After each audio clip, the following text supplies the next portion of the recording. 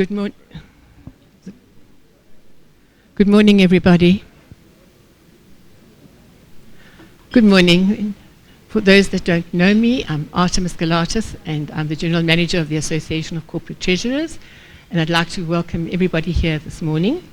I'm ably assisted in the association by Deborah Gray, and you met her at the registration table. So welcome everybody once again to one of ACTSA's very topical subjects to this morning's presentation. I would just like to briefly update everyone with what we're busy with at ACTSA before I just hand over to the panel. At the moment, we're busy publishing our journal. We publish in the UK with Treasury Management International, and I thank all the corporates who wrote articles this year. We really appreciate that. And hopefully all the editing will go smoothly, and we'll have the journal ready for all the members by probably in the next 2 or 3 weeks. So thank you very much, and also to the advertisers and the financial institutions that have supported us and always do with the journal. On our website, if you're just browsing, there is something new that we've just launched, and that is a downloadable, a short learning program really, on the financial markets. It's entry level, it's self-assessed. It's probably, you log in and you register and you'll then get the link. It's probably take about 3 hours of reading matter, and then 3 hours, maybe I think 2.5 hours of videoing. But I really do recommend that, and it's quite easy and you can do it in your own time. There are 21 days in which you have access to that. Our next workshop is going to be on financial maths, and that will probably take place sometime in September, once again here at the CCJ. The last point that I'd just like to mention here today, which is also quite topical, is that we did send out a survey about the transition to a new reform of the interest rate. The response hasn't been that good, and we are represented at the Reserve Bank as the Corporate Treasurers Association. So I do implore those who are in the markets to please just come up with any questions and any answer that you have. There are our 2 board members that are here. Thank you very much, Shark Marl and Trevor Stark, and who are representatives at SARB. We also have Caroline Henry, who's on our board. Sorry, our board members really spearhead the organization. Without them, it wouldn't be what it is. So thank you very much, board members. That was just to digress. But please, I think we need to take this quite seriously. It is something that don't wait for it to happen. We do ask that you be just a bit more aware of what it entails. And then the next breakfast will be also towards the end of August, and that's going to be called Managing Risk Efficiently. But back to today's proceedings. Firstly, I'd really like to thank the panel and Deloitte for the constant support in everything that we do. So thank you, everybody. There have been a few changes, and there were unfortunate changes, and unfortunately we had to change at the last minute. So I really thank all those that had to fly from Cape Town and just be called at the last minute. But thank you very much. You made it happen. So just to introduce, just by name, and they will expand on who they are and what they do, is Cecile Lotte sitting at the first bit. The next, well, you'll know that is Vessel. Hannah Marais and Kim de Buck at the end. So thank you everybody for being here, and I'll now hand over to the panel. Thank you, Artemis. Hannah, can I ask you to give a brief introduction to yourself, and then we'll pass through each of the panelists. Super. Good morning, everyone. Thanks for having us. My name is Hannah Marais. I'm the acting chief economist at Deloitte Africa. I also lead the Insights portfolio, which focuses on industry and sector research across Africa, and I'm the incoming economic advisory leader for Deloitte Southern Africa. Been with the firm for about 8 years, and looking forward to our conversation this morning. Thanks, Hannah. Good morning, everyone. I'm Kim de Buck. I'm an associate director in the risk advisory practice at Deloitte. I focus in on strategic risk and enterprise risk management. Have been with Deloitte for 3 years now. Prior to joining Deloitte, I have worked for 14 years in financial services industry, both locally and globally, with a particular focus on financial risk management. Morning, ladies and gentlemen. I'm Cecile Lotte. I'm a senior manager in financial services advisory team at Deloitte. My focus area is on financial markets infrastructure, and at the moment that's very much reference rate reform.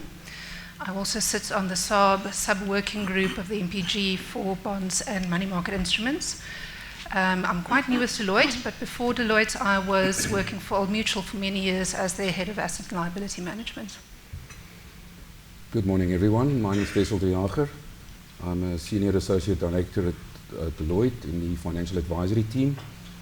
Our business line focuses on turnaround and restructuring, and we essentially deal with corporates in early stages of stress and financial distress, working with them and with lenders to restructure them from a financial perspective. I've been with Deloitte since January this year, and prior to that since 2002. I've worked with various lenders in the restructuring and turnaround environment, and worked on quite a number of topical corporate failures and corporate restructurings. Thanks, Kim. Thanks, everyone. I'm sure we would all agree that we're living through truly turbulent times, what with high interest rates, relentless inflation, an electricity crisis and other ailing infrastructure, as well as social unrest and war. And these are just a few of the challenges that are facing organizations today. The treasury function is often seen as the financial engine room of an organization. And whilst it might be only one component of a much broader business, it is a key area of the business and will have a material bearing on the resilience of an organization in the face of adversity. Given that preparedness is critical to achieving resilience, we will start this morning off with Hannah taking us through and setting the scene by unpacking the South African landscape, economic landscape in particular, and essentially painting a picture of the storms that are brewing. I will then chat about what we mean by organizational resilience and share some insights into the traditional approach to resilience versus the reimagined approach which we are seeing emerge both locally and globally. Wessel will give us a practical perspective on resilience and share some insights into ways in which treasurers can deal with early stress as the storms arrive. And finally, we will wrap up our discussion with a case study on important market developments, particularly the transition away from JIBAR and margin requirements, which will be presented to us by Cecile. Without further ado, I'm going to hand over to Hannah to set the scene for us. Thanks so much, Kim. It's very uncomfortable for me sitting. I like to sing and dance when I give my presentation. So if I'm feeling a bit awkward sitting while I've got some slides and a bit of a tour around the world and then bringing it back to South Africa to share with you, please do bear with me. We also discussed, maybe I should have a 15-minute slot, and I said, guys, there's so much happening in the world, right? Yes, we all read the local news, and perhaps this is the depressing part of the conversation we're going to have this morning, because I think my colleagues have all the answers to how we deal with this. But let me get into it. I want to quickly speak to some developments that we're seeing globally, bring it back to South Africa, and then also just flag how this corroborates with our CFO survey that we fielded between the end of March and early May, because I think obviously what we're living through is exactly what CFOs confirmed as well. So if you follow publications such as the International Monetary Fund's World Economic Outlook, which is published twice a year in April and October, you probably have this feeling of doom and gloom. The latest April publication, said it's going to be a rocky recovery, particularly, if we look at the years now coming out of COVID, lockdown restrictions, supply chain disruptions, the war in Ukraine. While we've had a recovery or this rebound in 2021, in a number of parts of the world, it's actually been quite uneven, South Africa included. I don't expect you to look at all the different colors of the lines and try to figure out which countries which, but I think what's important is that the world economy is growing slower and below 3% in the foreseeable future. And anything below 3% is actually seen as slow globally. So between 2000 and 2019, for example, the global growth average before COVID was close to 4%. And obviously we've had the global financial crisis during that time as well, etc. In the outer years, so looking at 2024, 2025, growth is expected globally to pick up above 3%, and a lot of this is being driven by emerging markets and countries such as China also opening up again. But the fastest growing economy at the moment, Q1 of this year, for example, was India, expanding at 6.1%. In advanced economies, we're actually seeing quite slow growth. And we'll talk about some of them briefly now. But this dampened global activity has been brought about obviously by tighter monetary policy. We're seeing debt distress, and a lot of this is happening on our own continent as well. More than 20 countries either are in IMF debt relief programs or are talking to IMF at the moment about debt relief. The war in Ukraine and how that will play out. I mean, none of us thought that the war would last for a year or more. And obviously developments that we've seen over the weekend as well continues to be a drag on growth, how it will impact commodity prices going forward, etc. And then as much as China has opened up again following lockdowns, China is not the China that we are used to and that we used to know, particularly in a market such as South Africa, where commodity prices and commodity export receipts are obviously quite important for our exchange rate earnings, the fiscus, etc. Think about China, used to grow at about 8% per annum, 10% per annum, since opening up and economic reforms and liberalization since the late 1970s, early 1980s. That means if you're growing at about 10% per annum, you will double your GDP every 7 or so years, right? If you're growing at 7% every 10 years. China's expected to come in at about 3% this year. So much slower China, and structural weaknesses also in that economy. China will need a new growth model going forward. So if we look at some of the sort of largest economies, there's slower growth in the US, slower growth in the Eurozone, slower growth in the UK, but these countries, particularly the US, the UK, haven't yet gone into recession, which is defined as two quarters of technical recession, 2 quarters of negative growth consecutively. Germany, though, has. Germany has gone into recession. Why is that? Highly dependent on an export market for its capital goods, manufacturing-driven country, to markets such as China. China's not performing. So as much as economists have predicted the recession in the US and the UK, that has not happened yet. If we look at the US, inflation has been moderating. We're sitting at about 4% at the moment. We obviously had the banking crisis recently there as well, which had an impact on credit markets, slowing credit growth. Together with obviously rising interest rates, we've seen one of the fastest paced interest rate hiking cycles over the last 40, 50, 60 years in the US. We've seen inverted yield curves in the US, which usually precede recessions. Recession hasn't happened yet. And the joke in the US is the Fed hikes until they break something, i.e., recession. So surprise, mid-June in the markets, amongst investors, etc., that the Fed actually paused rates.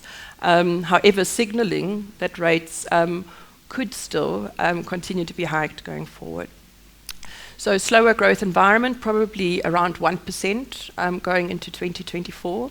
If you look at Europe, countries such as UK are still sitting with record high inflation. In the UK, we recently saw the Bank of England push up the interest rate to a 22-year high. In the Eurozone, generally, inflation is coming down, but at least the signals from the bank, the Central Bank of Europe, have been that rate hikes will continue, depending obviously on economic data and how inflation is trending. But a lot of that inflation is actually services driven at the moment. If we look at China, completely different ball game. Weakness in the economy, lowering interest rates, loosening monetary policy to drive growth. But China's growth model needs to change, right? Infrastructure investment has driven a lot of its growth, the housing market, for example, etc. Foreign direct investment. But I think with what we're seeing globally in terms of global trade policy, the Inflation Reduction Act in the US, energy transition policies such as the Green Deal and Fit for 55, future Fit for 55 in the EU, etc. We're also seeing organizations, countries relooking the exposure to China. In a recent survey of corporates in Europe, China is no longer as high up on the agenda from an investment perspective, etc. So China's growth model needs to change from investment-driven to consumption-driven. Quickly looking at inflation, which is the reason, right, the shocks that we've seen, particularly in terms of food price inflation, energy inflation coming out of the war in Ukraine, and the fight against inflation through higher rate hikes, and therefore the slowdown in economies. That's really why we are where we are today. And perhaps just quickly looking at, how has inflation trended? If you're young like me, right, you might not really know the impact of inflation. I'm kidding, I'm not that young.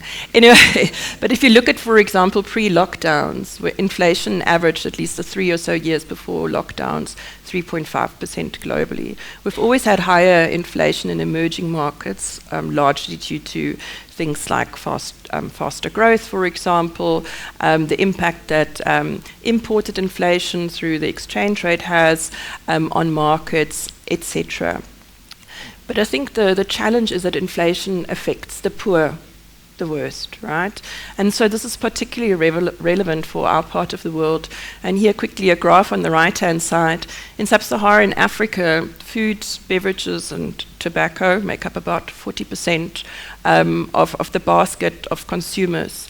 If you add energy to that, excluding housing, excluding transport, it's about 50% of our basket.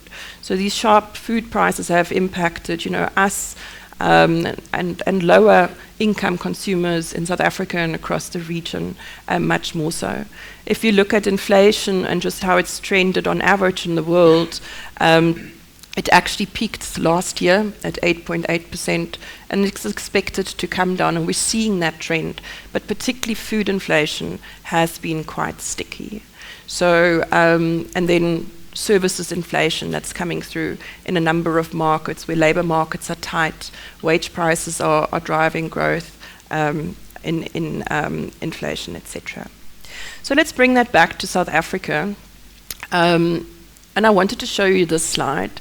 Let me just quickly find, no, the colors haven't changed. South Africa is the red line over here, and I've mapped South Africa against a number of other emerging markets, and just looking at how they've trended in terms of their income per person, so that's GDP per capita in US dollars terms, over 30 or so years, 1993 to 2023. And coming back to the story about China and the impact of compound annual growth, right, that it has on your people, on raising living standards, and in this case on GDP per capita, we have a growth problem in South Africa, right? Over the last 30 years, at least in this list of countries, our GDP per capita has just about doubled, not even, right? 75% increase. And just to pick out on China again, that is the story of compound annual growth. Coming obviously from a low base, but consistent high GDP growth. And remember, yes, they had a one-child policy, and yes, population growth was ultimately controlled, saw more than 2,500 increase in per capita GDP. What we're seeing in South Africa is, because of this no-growth environment, we're actually getting poorer over the last few years. So if we look at growth, and we all know what the elephants are in the room with regards to why we're not growing, and if I refresh your mind, it's now 2023. 11 years ago, our government launched the National Development Plan, NDP, and we said 5% growth, right? Real GDP growth of 5% will help us really make a dent in unemployment, in poverty reduction, and the eradication of inequality. The last time, at least in 2012, when we pinpointed 5%, the last time that we grew at 5% was the years of 2005, 2006, and 2007 in South Africa. Years ahead of the global financial crisis, but certainly also years preparing us for the Soccer World Cup, right? Massive spend on infrastructure, getting our stadiums ready, the Gautrain, roads, etc. Before that, it was in the 80s, right? So structural issues particularly have been keeping us back, and I think the biggest constraint, and this comes out very strongly, in some of the surveys we're running, and I mean it's no secret, are obviously the energy challenges. But I think importantly also the transport, the logistics challenges for an economy that's dependent on getting commodities, right, to the port, earning forex that ultimately helps to bolster our fiscus, supply side constraints to that, and having to truck coal, for example, rather than putting on rails, I mean, completely nonsensical, right? So we've seen, obviously, recently the global economic slowdown, and what that means for commodity prices has an impact on our growth. The domestic interest rate environment, the SARB raised or hiked rates 10 consecutive times. Earlier, actually, since the hiking cycle started globally. In November 2021, they embarked on it. But the differential between the Fed rate hikes and ours is actually that we are 25 basis points still below. So we will see, at least I expect that closing of that gap. But if we then look at our bounce back after 2021, in 2022, beyond load shedding, which was the worst year on record, now we're going to break that record, right, into 2023 for South Africa. Impacts such as climate change, and the impact on important infrastructure in KZN. Remember the KZN floods? I mean, all those things are taking back and clawing back from the potential growth that we could ultimately have. Just to give you a number before I get to some of the stats, the SARB, it was in February, March, when they released their forecast for South African GDP growth for this year, penciled in 250 days of load shedding into those assumptions, and estimate that that will shave off 2% of the growth we could have. So we're aiming for 5% in our NDP, which I think a lot of people have forgotten about. If we're lucky, I think we're going to grow by 0.5% this year. Treasury in February said 0.9. IMF revised us down to 0.1. SARB recently said 0.2, 0%, right? So we have this growth problem expected to level out, and I think in the outer years as well, just the structural constraints we're experiencing at the moment, never mind that we are in an election year, will see us grow at about 1% going forward. Again, quite the differential to the 5% we're aiming for. We've got a 32% unemployment rate, it's the narrow definition, 43% when you expand it to those that have stopped to actively seek work. See why I don't like talking about this, because there are some challenges there. But if I may, I know we are pressed for time, quickly go towards my conclusion. I think if you look at some of the scenarios, at least that Treasury published in February, even the upside isn't a big upside, right? If all the things go right, think about the energy crisis interventions under NECOM, for example, and bringing more IPPs online from the private sector in particular, the mining sector in particular, etc. And if we stabilize electricity supply, we could probably average about 2% growth. And the downsides are big, right? And at least Treasury looked at the local downside, which is the opposite. We can't get sufficient power online. And then the global downside, particularly around inflation remaining elevated, what happens with the war in Ukraine, etc. If we quickly look at industry performance, I think the good news was that Q1 we actually saw a good quarter for 2023, just showing, our topic is around resilience, right? We're starting to adapt to these challenges and make do. We are investing in, and companies have invested in backup power solutions. We've got incentives to go off-grid, etc. And I think this crisis is obviously a perfect opportunity for our own country's energy transition going forward, particularly if you think about our industrial competitiveness vis-à-vis what countries in the US, Europe, and other markets are looking to achieve around their energy transition, meaning that products that we export actually need to be greener, right, going forward. But very quickly looking at industry growth for Q1 at least, the 0.4% real GDP growth that we saw in Q1 was largely driven by manufacturing. Construction was a high-performing industry, but doesn't perhaps, relatively high-performing, right, in this graph, but doesn't contribute that much to GDP. Finance and real estate, while growing at about 0.6%, was the second largest contributor to that figure. I think the nice thing to pull out around construction is we've actually seen that industry decline for 6 years in a row. And it could be such an important industry for employment creation, obviously linking to gross fixed capital formation, fixed asset investments in the country. So looking then at the demand side, we did see export growth. We did see more fixed investment. And if you look at the medium-term plan by government over the next 3 or so years, we are seeing in excess of 800 billion rand in infrastructure being penciled in. Problem is we need to spend it, right? We need to spend it on the right projects that ultimately unlock and create the foundation for growth in our country. I think another important point is that it's taken 2 years to return to pre-pandemic GDP, and a number of sectors actually continue to lag.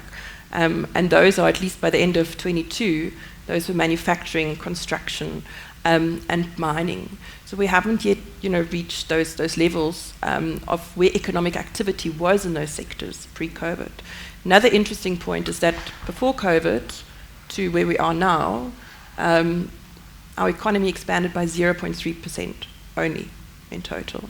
Whereas, from a population perspective, we've actually had 3.5% more people. So again, it doesn't, take much to do the maths. We're going backwards.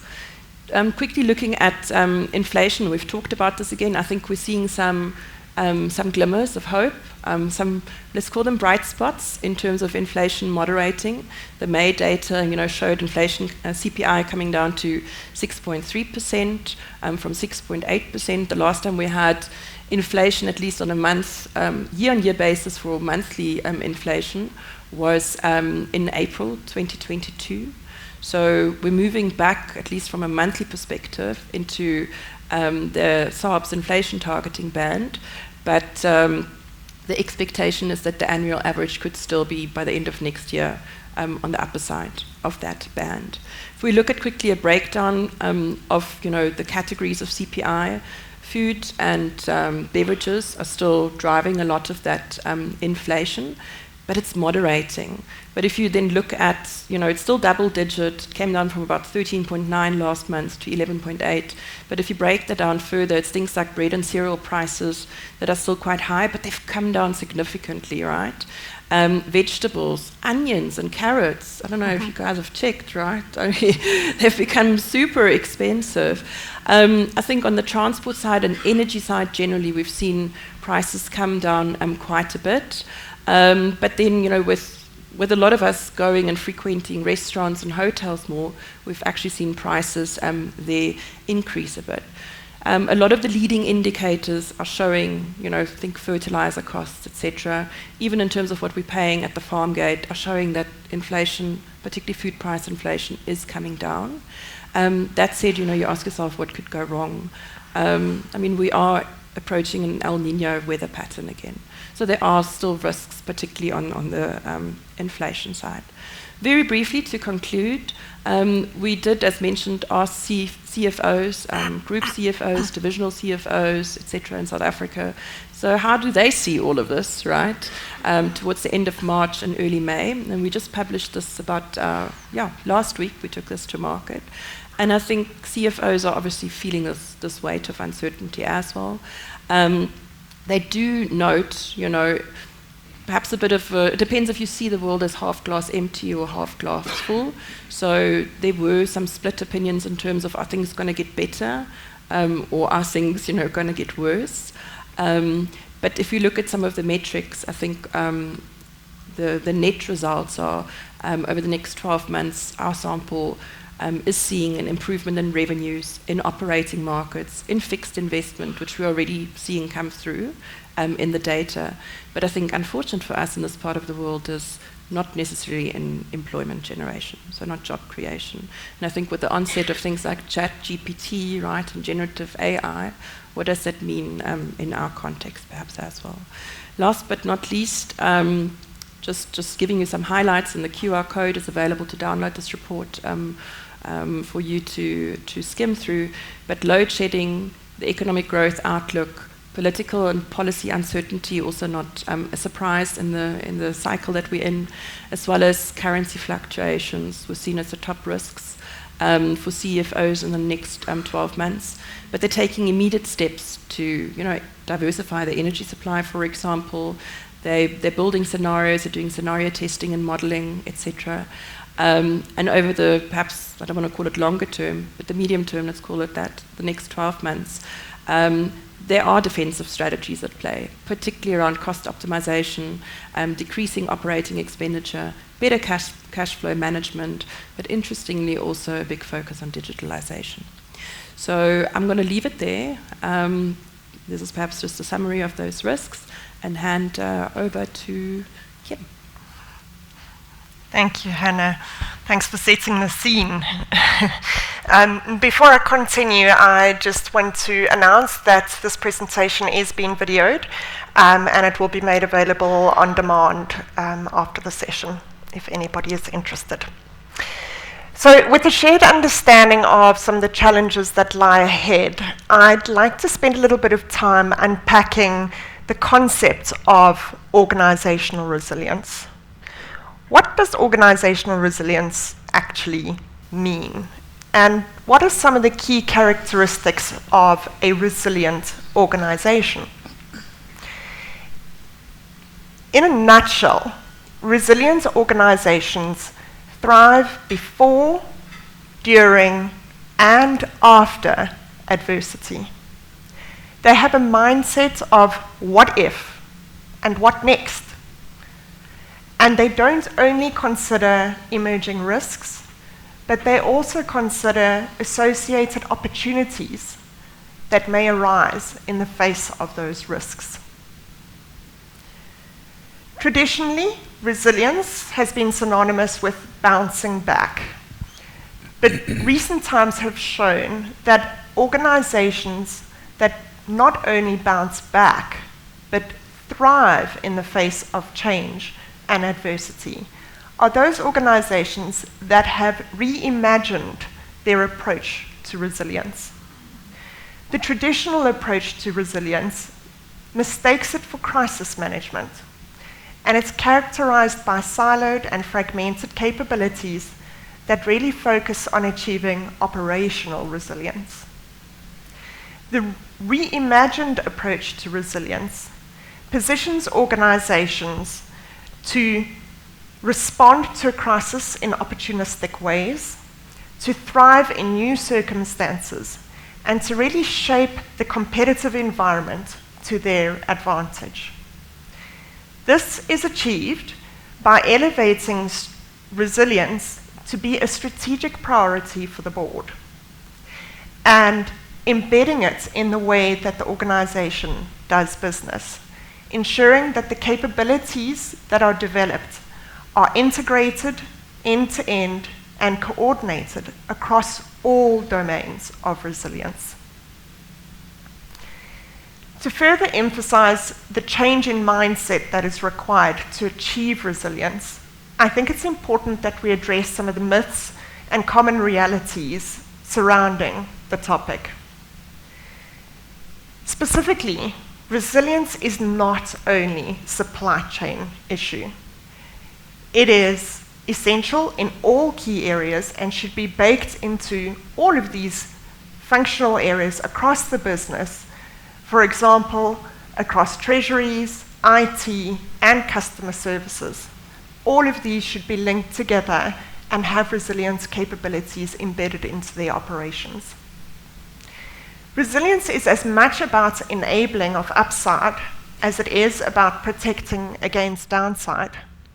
And true organizational resilience is multidimensional. It is a strategic imperative, a competitive advantage, and a driver of value.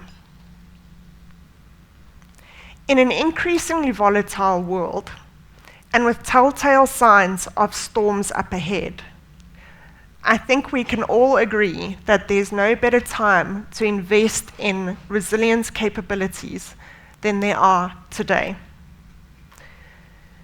If I move on, embedding or building out capabilities that are integrated end-to-end and coordinated across the organization offers advantages through the business cycle. Organizations are inevitably better able to avoid or prevent untoward incidents and disruptions relative to their peers. They are better able to adapt their response and be flexible so as to minimize the impact on their performance relative to peers. Their speed of recovery, specifically in relation to essential outcomes, can be faster than their peers. And finally, the extent of recovery and their response to the opportunities presented can result in an outcome that is transformational relative to peers. Given the increasing prevalence of events which impact multiple functions and stakeholders, resilience can no longer be planned, resourced, or implemented in siloed functions. It is very much like risk management. Resilience is everybody's job. And as mentioned previously, the resilient mindset asks questions such as what if and what next, and looks to identify both the risks and the opportunities associated with change and adversity. In building out resilience capabilities, forward-looking organizations need to make sure that they achieve resilience by design, as this will enable them to be resilient through change as well as in adversity. Finally, I've mentioned the multidimensional nature of resilience a few times, and before I hand over to Wessel, I'd just like to make sure that we have a common understanding of the 5 capitals or the 5 domains of resilience. These are human, social, built, financial, and natural, and together comprise the ecosystem in which organizations operate. What we often find is that, dependent on the industry and the organization, there may be a greater emphasis on certain capitals relative to others. But it's important to note that excellence in one capital does not compensate for inadequacy in others, and this is as a result of the interrelated nature of risk events. In the context of achieving resilience in the corporate treasury environment, the emphasis will be on human, built, and financial, and instilling the correct practices and capabilities in those spaces to really drive the broader resilience of the organization. I'm going to hand over to Wessel now. Thank you, Kim. And I'm going to perhaps focus for a while just on one of these capitals, more so financial resilience, and take you through a high-level tour of how we deal with early stress as the storm arrives. Now, I think if we have to, by raise of us to raise hands, sense what the view in the room is around the outlook for our economy, listening to Hannah, it's probably quite pessimistic. But earlier this year, and we launched a Deloitte restructuring survey on an annual basis. We conduct a Deloitte restructuring survey on an annual basis.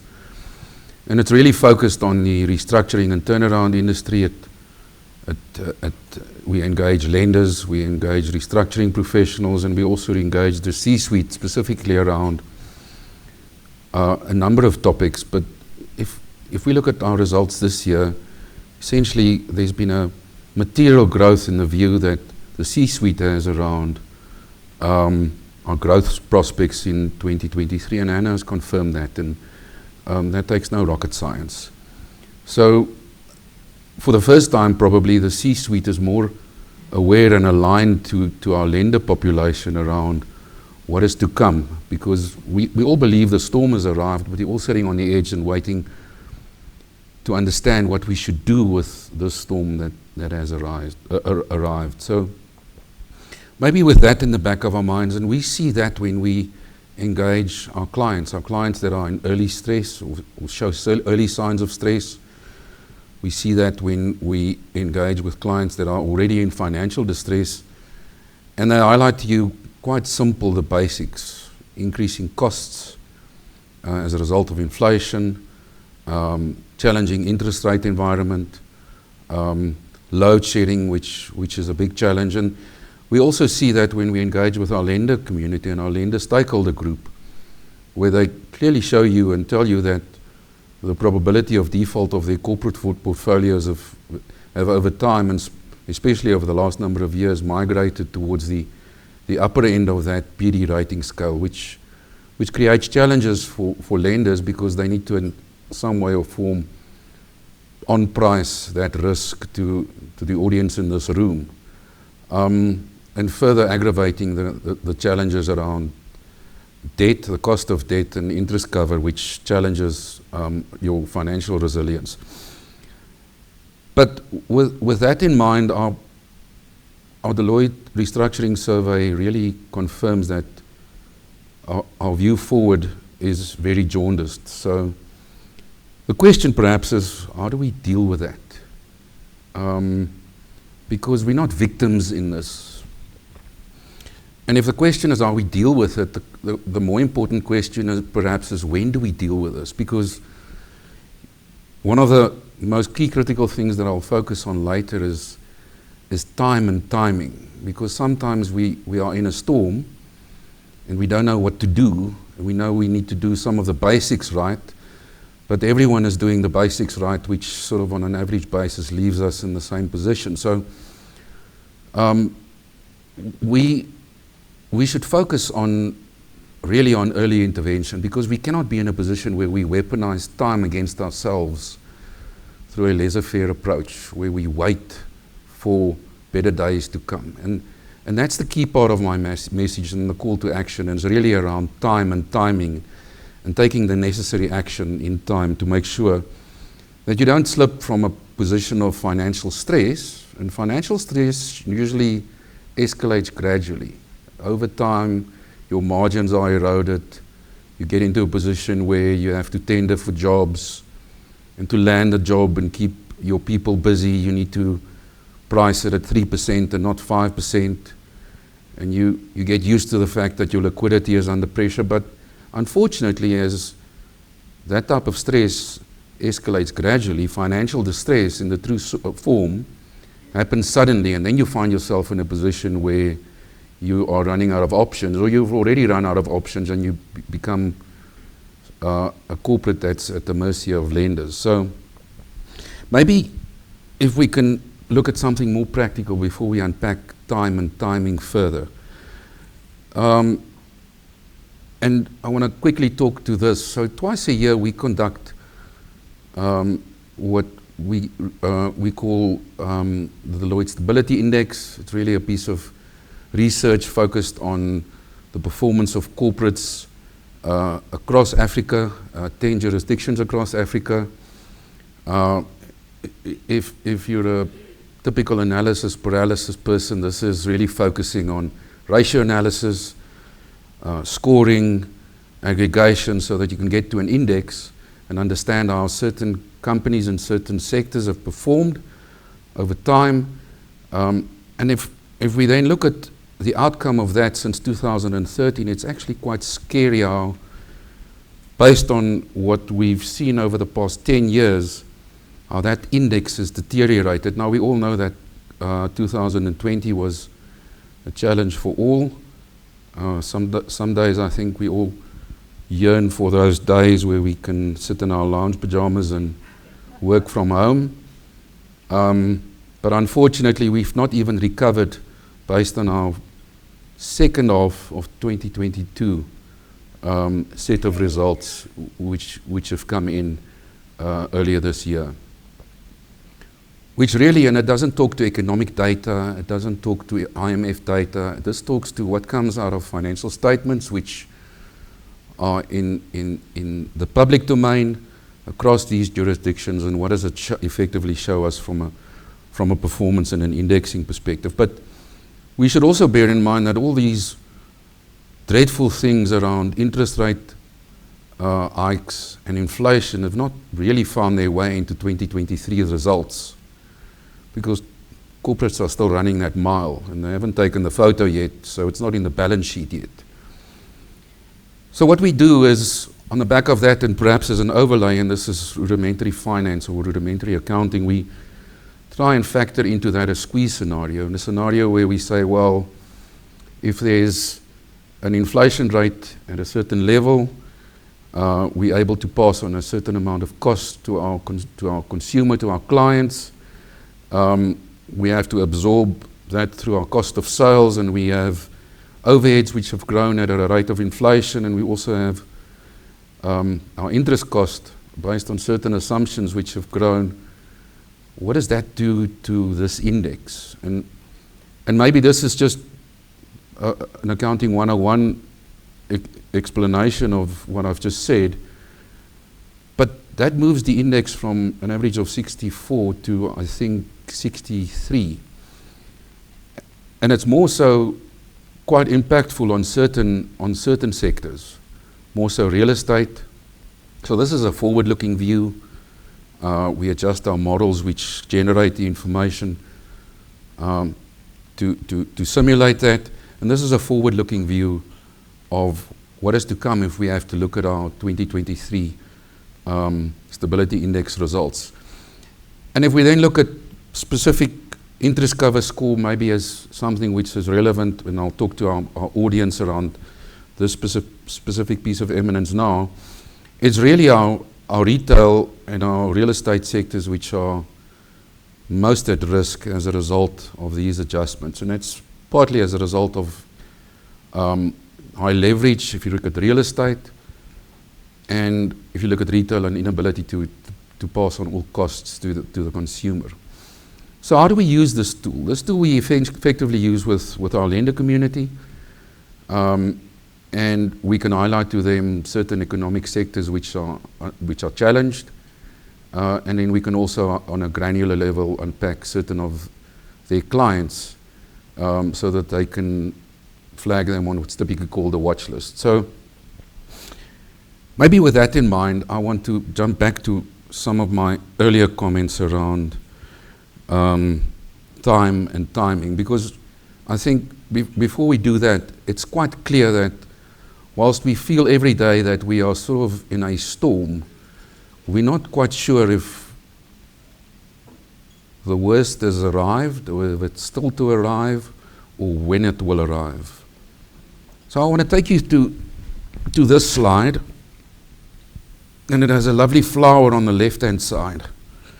And it's a flower that doesn't smell like a flower, and it probably can prop that up with a figure in the middle that also reads ESG. But for those of you who've done some corporate finance work, this is the typical enterprise value versus a financial distress graph. We understand how there's a move from left to right, and our enterprise value deteriorates as financial distress heightens.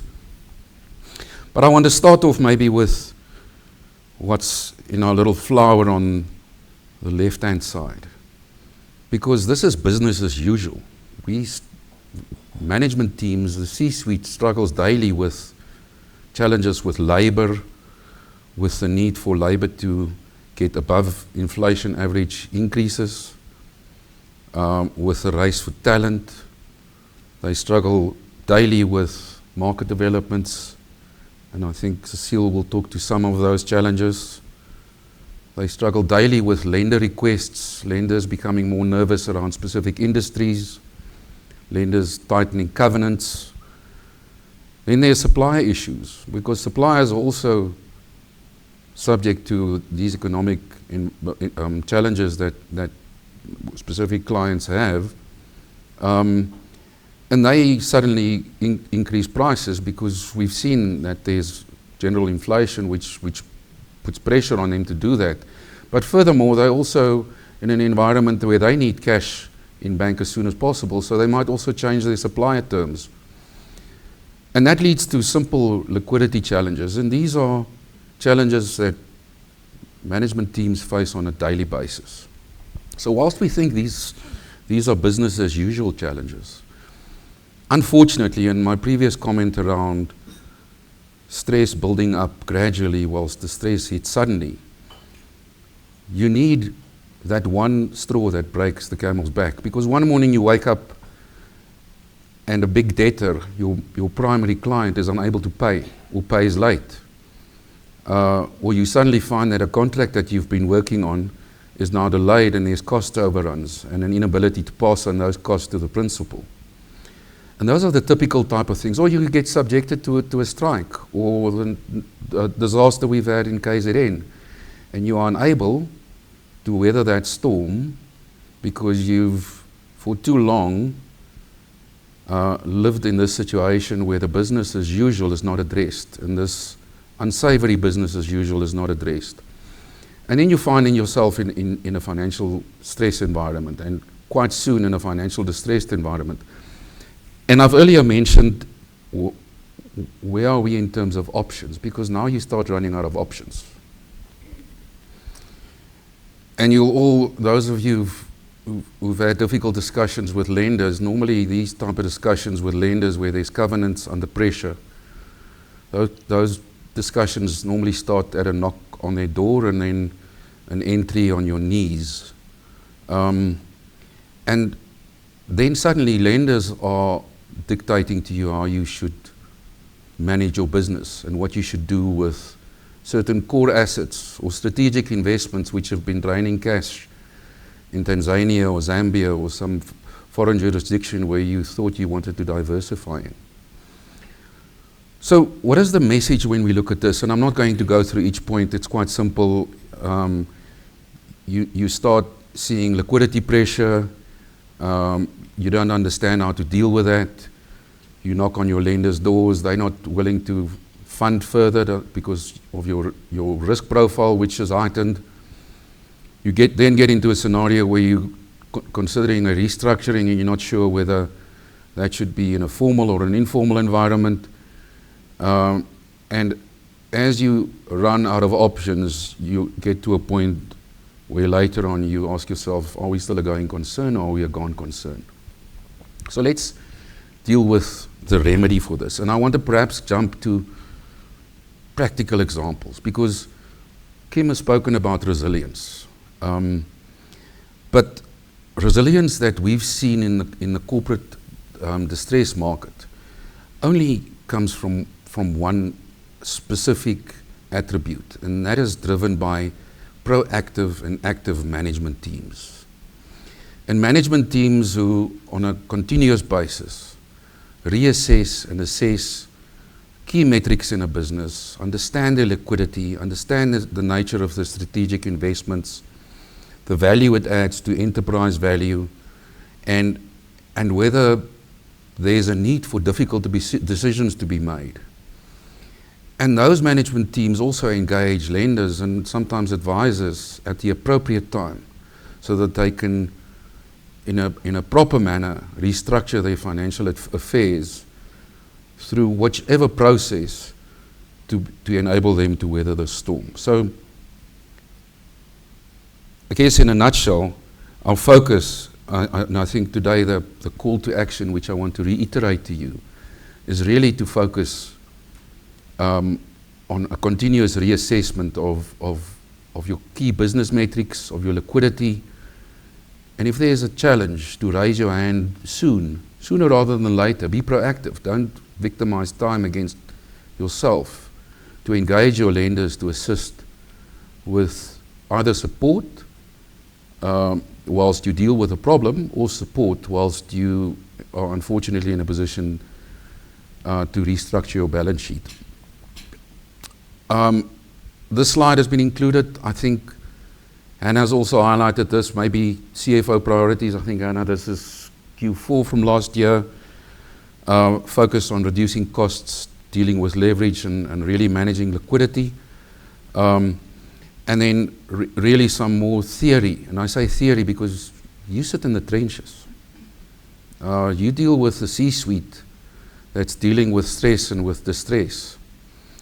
So these are a number of stating the obvious measures that you can, on a proactive basis, use to address early stress, to address a scenario where you're concerned that you might be financially distressed and get into a situation where you might be on your knees in front of lenders. And I want to end with 2 examples before I hand over to Cecile. So we've seen quite a number of big corporate failures. So if you look at a Comair scenario, for instance, we all believe and think Comair was a failure as a result of COVID.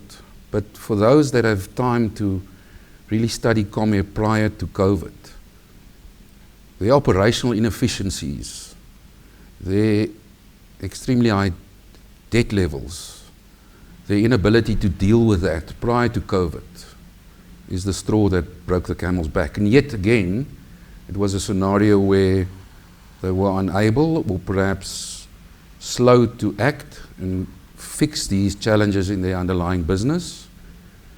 And then the straw that broke the camel's back was COVID.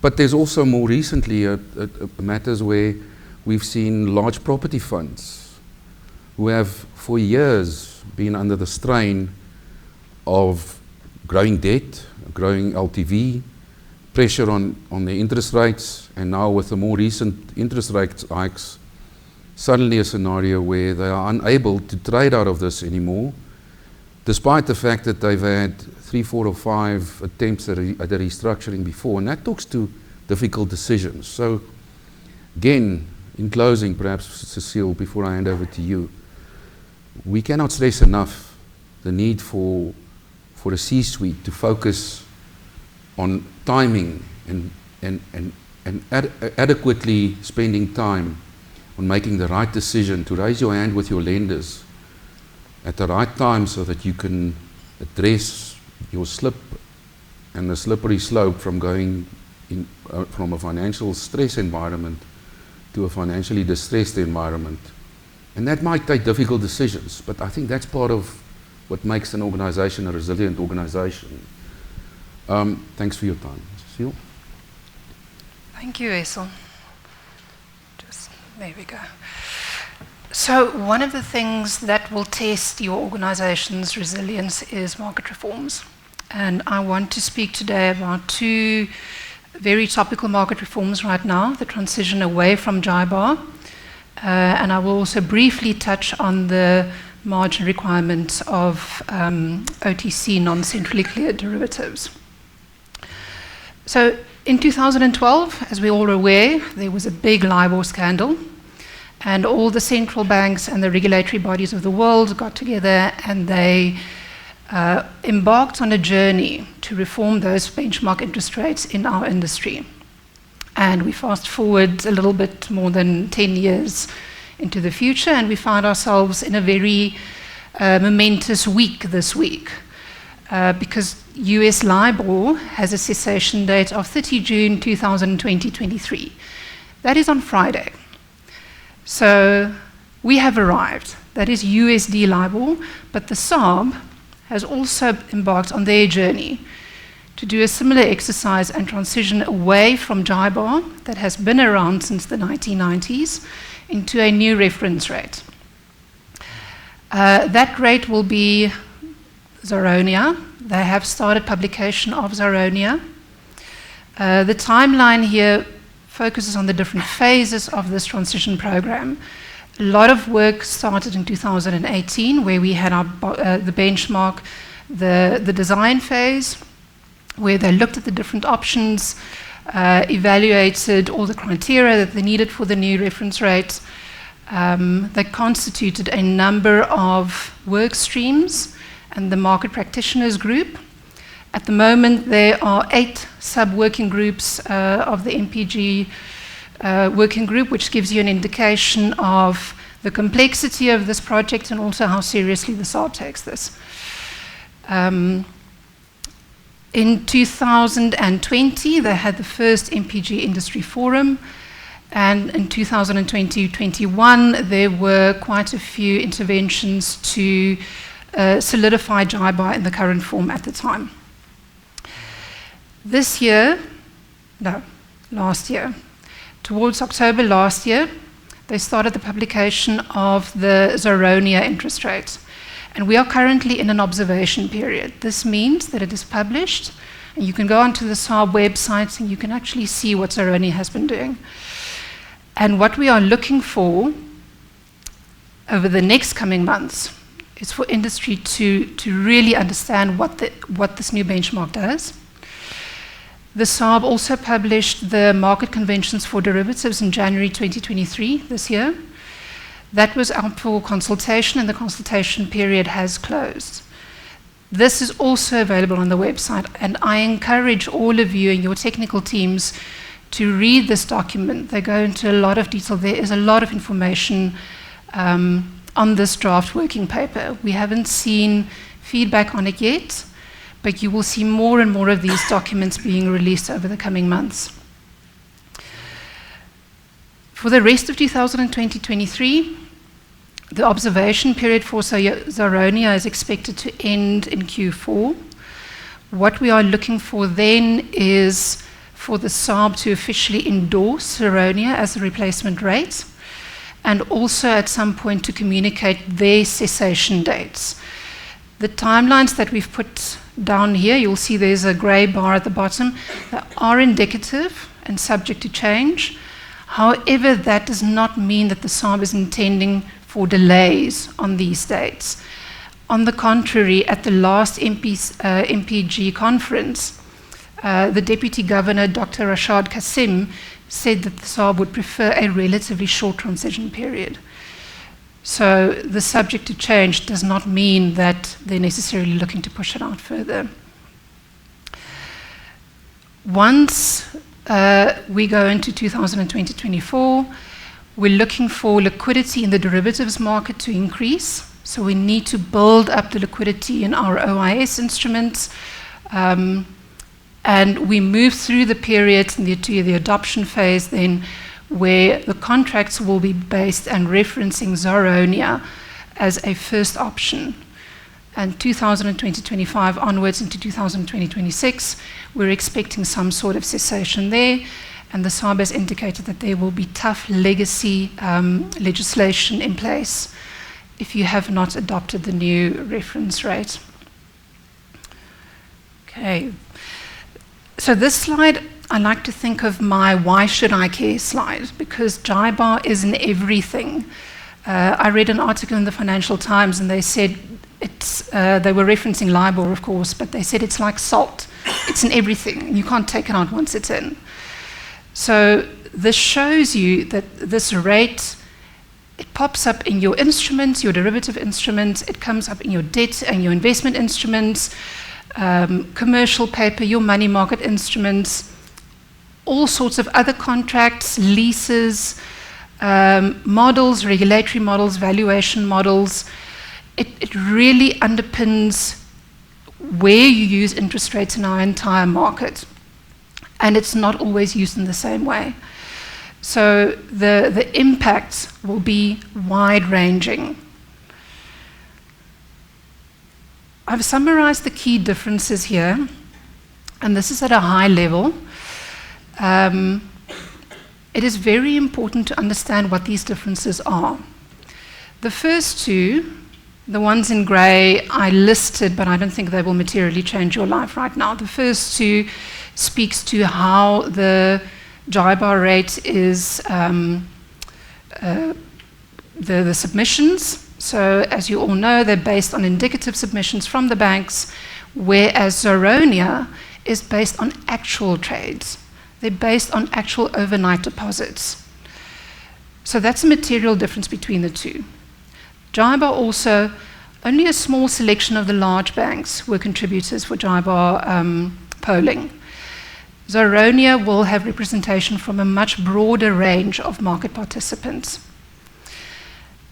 The bullets in green are the ones that I think will make a huge difference. And the first one, and most of you should be aware of this, JIBAR is a forward-looking rate and it is set in advance.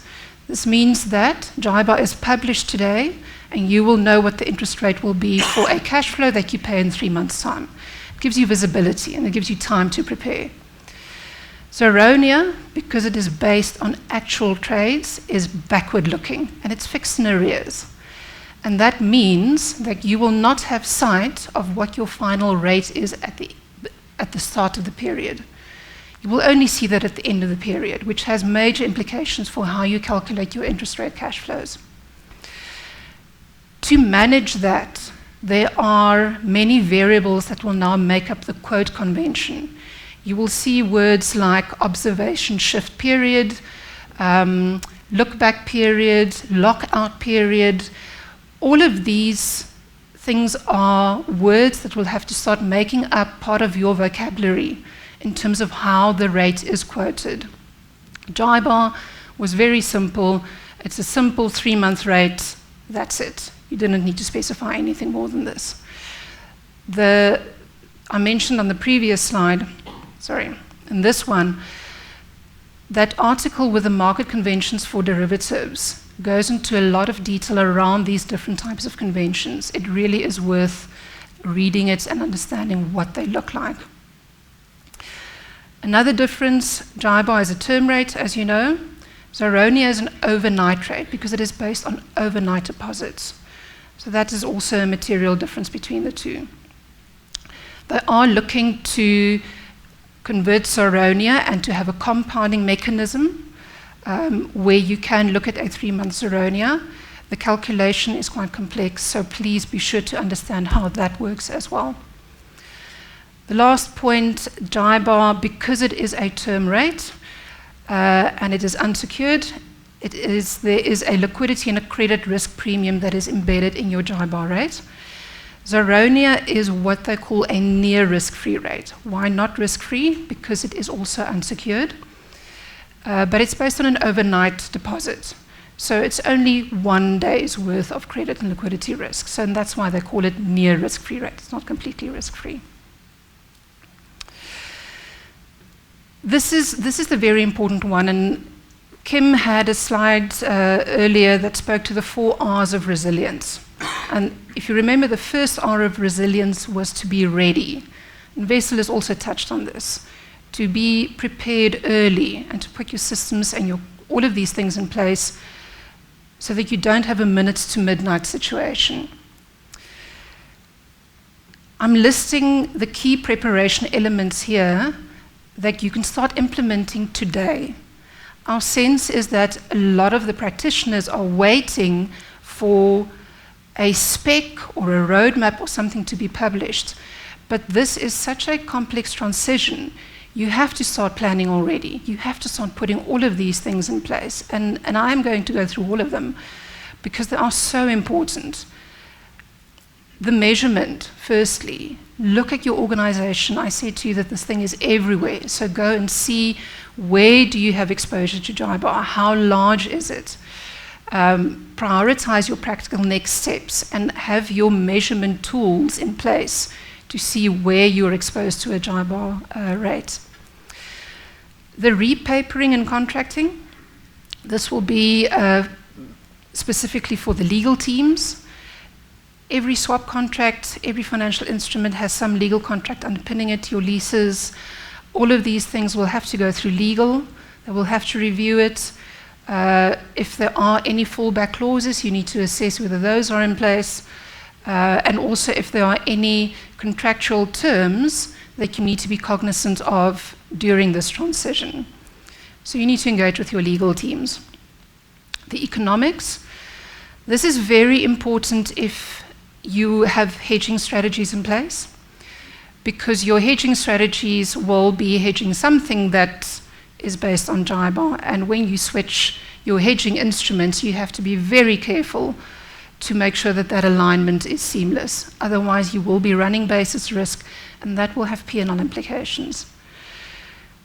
So understand the economics, understand that if you do make use of the fallback rates, they have to replace it with something else, and ensure that when these replacements happen, you are in a similar position. You should be economically unaffected, but you need to drive that conversation, and you have the responsibility to make sure that when you negotiate new contracts, that they are fair.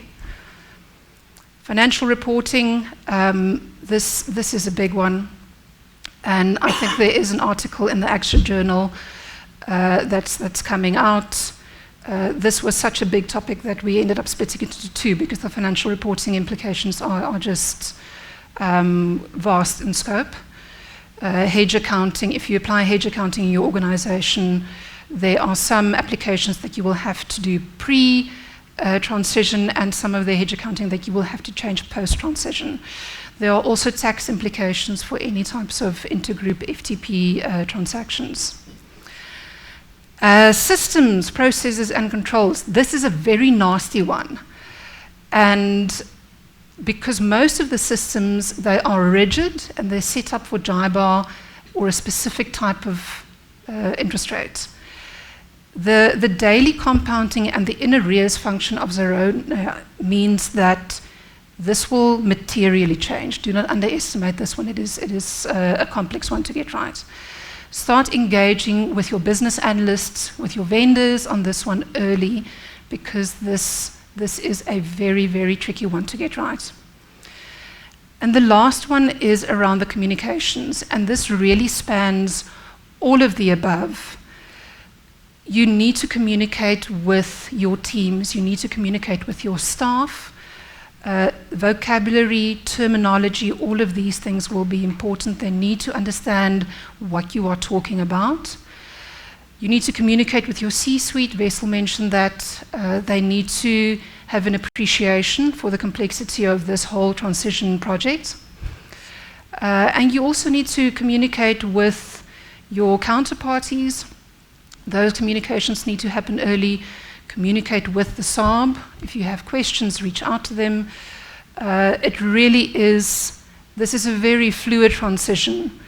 There's no recipe.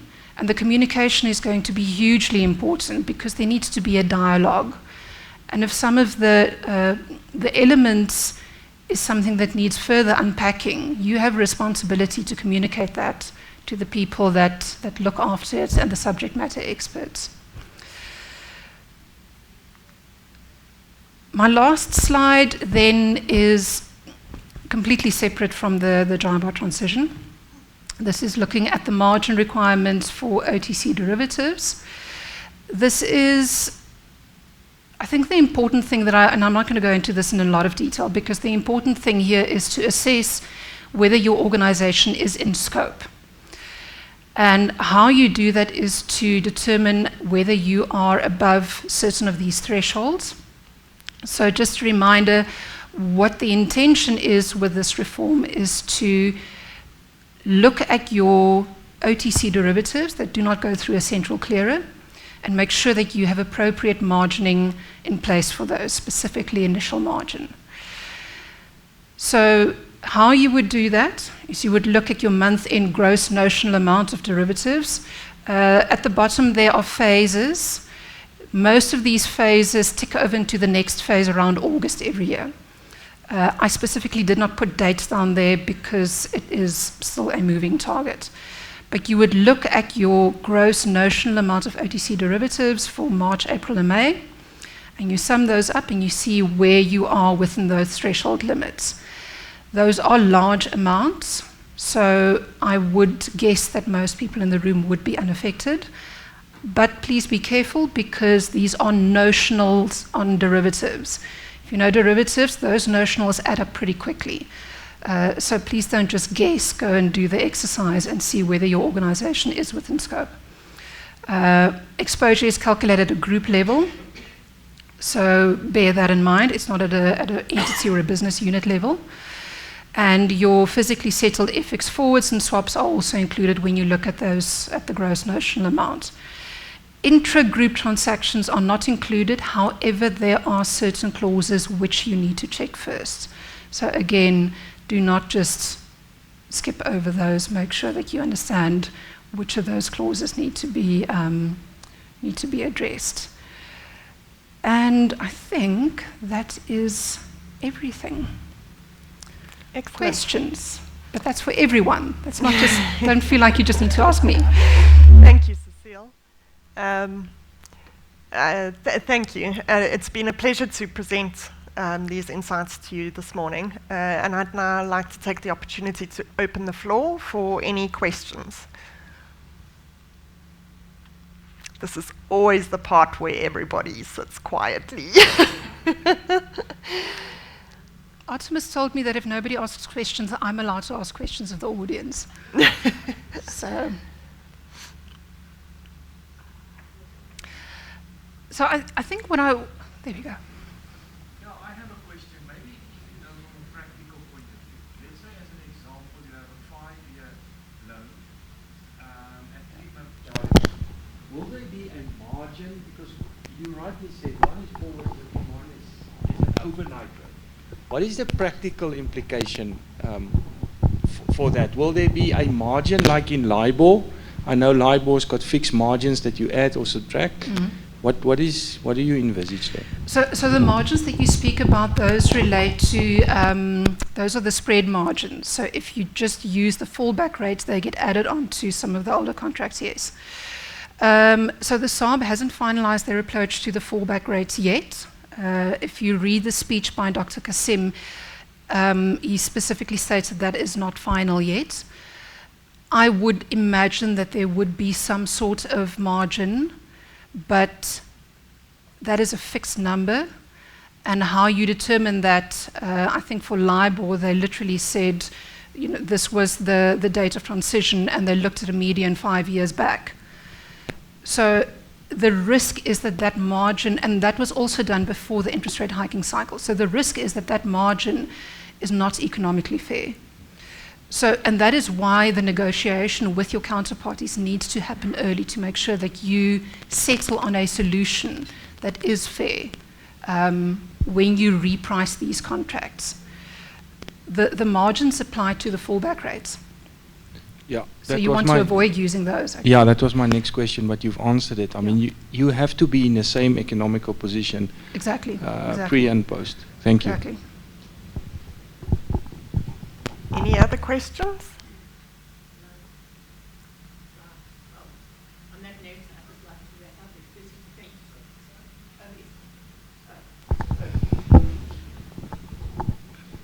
Hi, I just wanted to follow up on his question. You talked about that the Zaronia doesn't have the term, yes. While with Jaiba, you've got your 3 months, 6 months, 1 month, and you said they're working on that term. Do you know what's the timing on that, or is it certain that we will have term, or is it just something that they're still looking at? So I know that the LIBOR term rates only arrived at a resolution quite late during the transition period.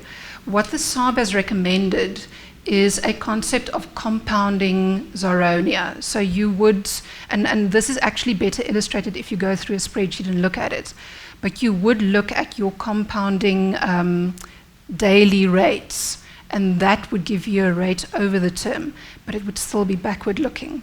So you wouldn't want, you wouldn't deal with individual day rates. You would still have a concept of a rate over the period for daily compounding rates. But they haven't arrived at the forward-looking term rates yet. And that is also why they are looking to build the liquidity in the derivatives market first. My view is that they're going to look towards the OIS instruments to build out that capability. But you need a liquid derivatives market for that to happen first.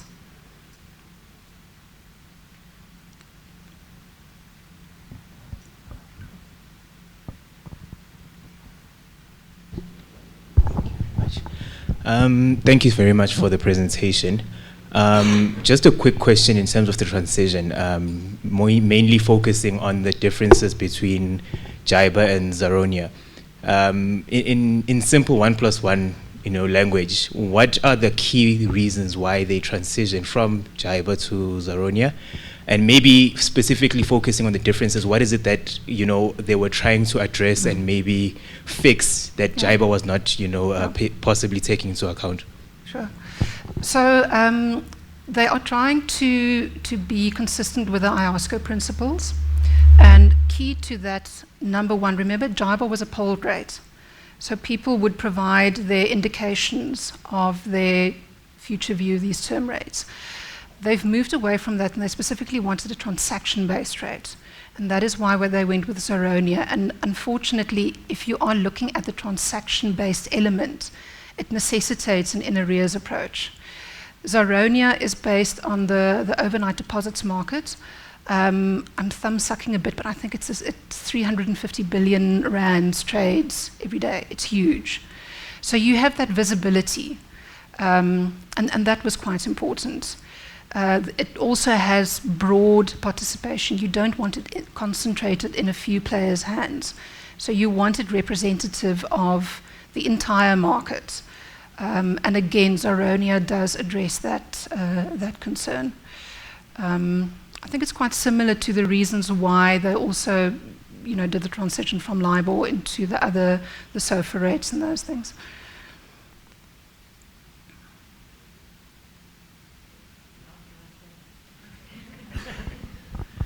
Well, thank you very much to the whole panel. I think, Hannah, you set the scene for us and where we are. Kim, you told us what resilience is all about. Wessel, you discussed how not to change stress into distress. And Cecile, Zaronia, which has really been, and I'm very pleased that we've got some questions on Zaronia too. So I do ask the corporate treasurers in the room to please participate with our industry forums and so that we can represent the corporate treasurers at the SARB in order so that they understand what the feedback is. But based on today, thank you very, very much. I really appreciate the time and the effort. We all see you flew up from Cape Town at short notice. Yeah, oh, right, out of the storm, yeah. And to thank everybody here for attending. We look forward to seeing you at the next event. And please keep looking at our website to see any updates. And thank you very much.